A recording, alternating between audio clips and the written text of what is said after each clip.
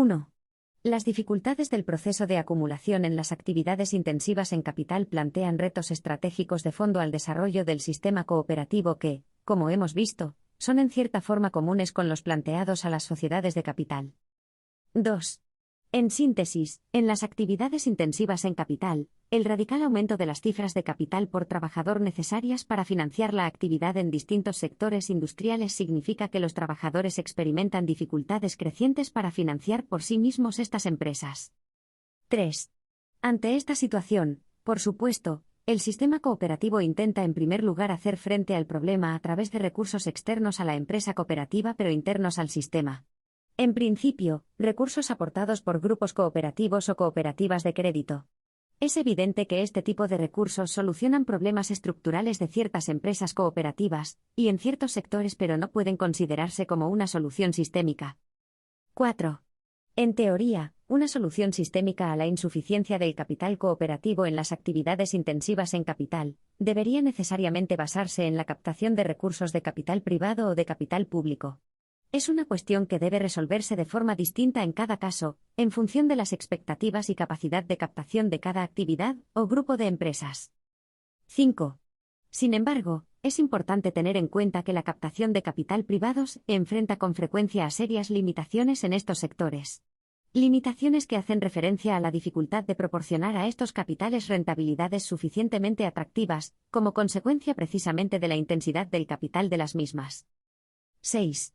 La creciente dificultad de captar privado en actividades intensivas en capital está llevando a la economía mundial a la progresiva adopción de medidas de implicación del capital público en la financiación minoritaria o mayoritaria de estas actividades.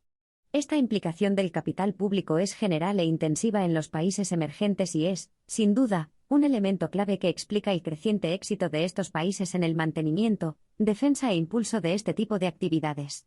7. Las posiciones adoptadas al respecto en los países occidentales son menos rotundas, pero esta implicación del capital público en las actividades más intensivas en capital ha sido siempre una constante en todos los países.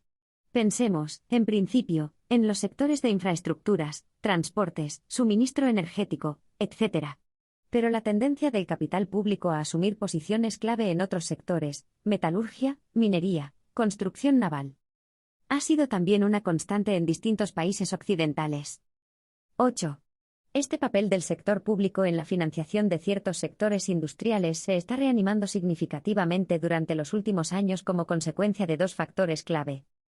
A. Por un lado, la reanimación de los debates sobre la política industrial en el conjunto de Europa, y el renovado impulso por este tipo de políticas.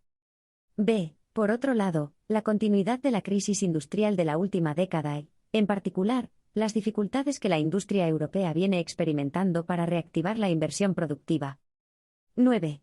En conjunto, todo parece indicar que el capital público va a haber asentado e intensificado su papel como financiador de la actividad industrial complementario del capital privado. 10. En este contexto, un reto conceptual y estratégico clave parece plantearse también al sector cooperativo y de la economía social. Si el capital público se adapta de forma tan directa y complementaria a la hora de apalancar el capital privado en los sectores industriales de capital intensivo, cabe plantearse si no sería posible que desempeñara un papel similar a la hora de apalancar la presencia del capital cooperativo en distintos sectores industriales. 11.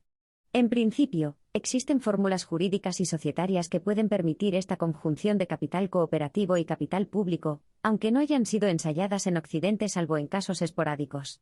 Es cierto que la coordinación entre ambas modalidades de capital presenta una cierta complejidad institucional y formal.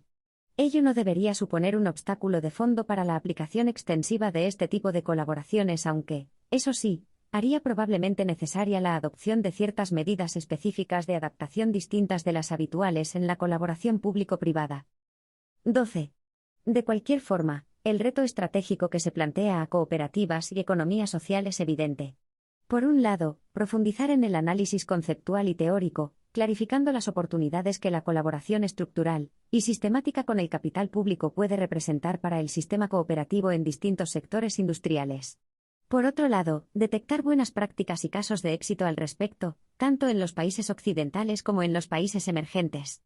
Finalmente, diseñar las políticas públicas que puedan hacer efectiva esta colaboración estructural.